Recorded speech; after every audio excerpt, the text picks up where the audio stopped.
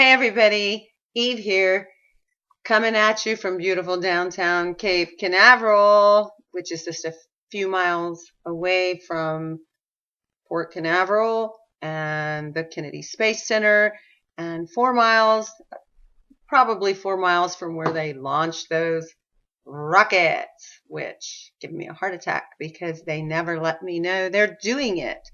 And that's a rush, especially when the thing comes back and re-enters the atmosphere. Then there's a huge sonic boom that rattles the windows and shakes the floors. And I keep thinking Jesus is coming back or has came back, and that makes me happy. And then I realized, oh, that's just the re-entry of the space shuttle. What a disappointment. But anyway, what I want to talk to you guys about and share with you guys today is I have found a new passion, a new calling in my artistic life, if you will. A lot of people consider it a craft, not the way I do it. So, but of course that's I'm going to leave that up to you guys. You be the judge, because I'm into this junk journaling now. These are, if you Google it, you'll see that it's sort of a form of, it's a new take on like scrapbooking or mixed media type of books and what have you. It's amazing what a lot of people are doing. But me, being an artist and being a creator, I've decided, I'm going to do my own take on things. I'm going to create my own papers. I'm going to take, if you will, the best of their ideas and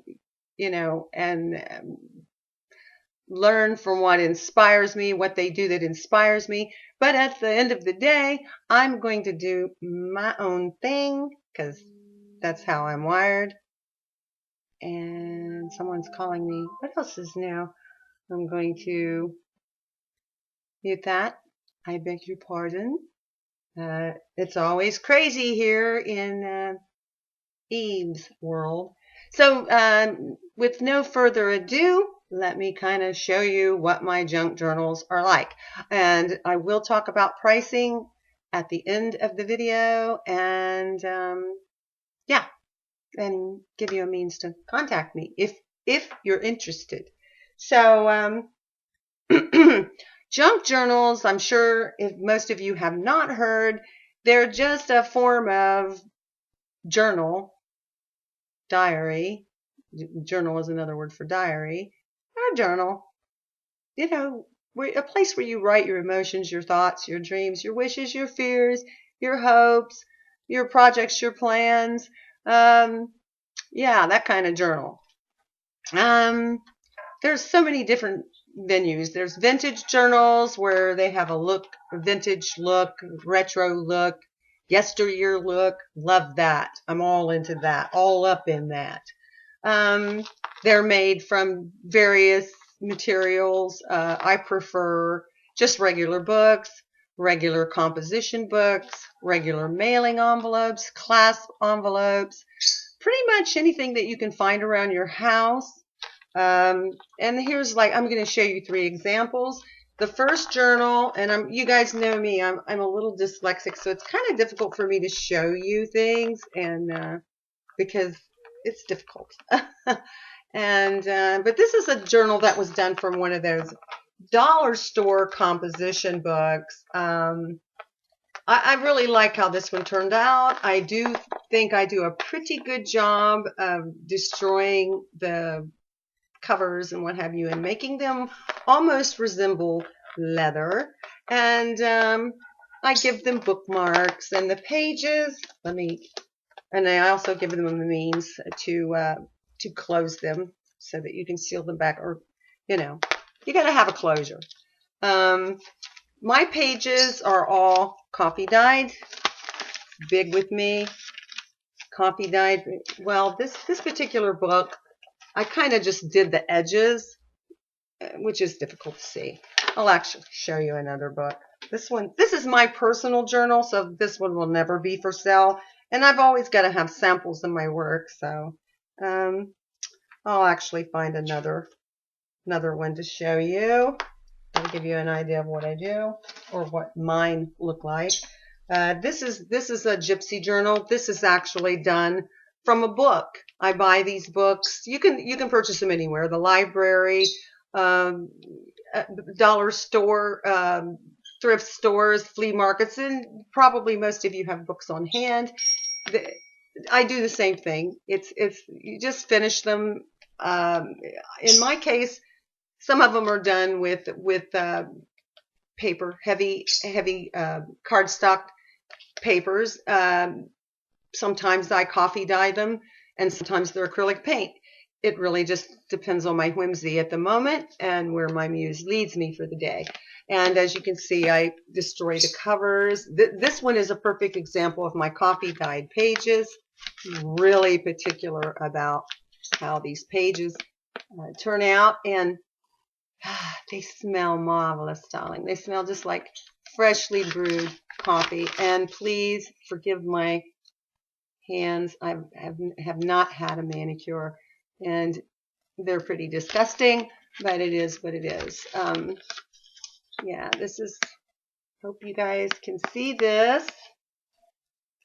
The coffee dyed pages, just examples. There will always be stamps. I stamp the pages. I create pockets, tags, all of the other various ephemera if you want a theme. This book is just not finished, okay? It's my gypsy. This is also my journal. And as you can see, it's got a beautiful gypsy. I've added some different, I don't know, types of paper and ribbon, and created what appears to be a doorknob with the key and everything, and found this awesome ribbon, a destroyed bookmark, and a particular type of closure that I think works exceptionally well, because as you add to these journals, as most of you know that have any experience with these journals at all, they do grow. So you've got to have some means to close the book, and I prefer like a grommet method, and usually these are buttons. They could be other types of fasteners. I kind of just go crazy, and I really want you to see the cover. She is just absolutely gorgeous. I loved her. She's my spirit altar. So, and yeah, here's the last type of journal, but this is not the only type of journals I do. I'm also going to be creating, well, I'm not going to give myself away. There's tons of things that I'm going to be creating using these journal concepts that I haven't seen anyone else do. Now, that's not saying that no one in the world's ever done them.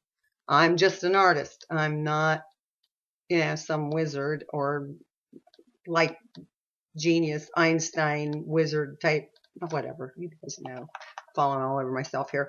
But this is the clasp envelope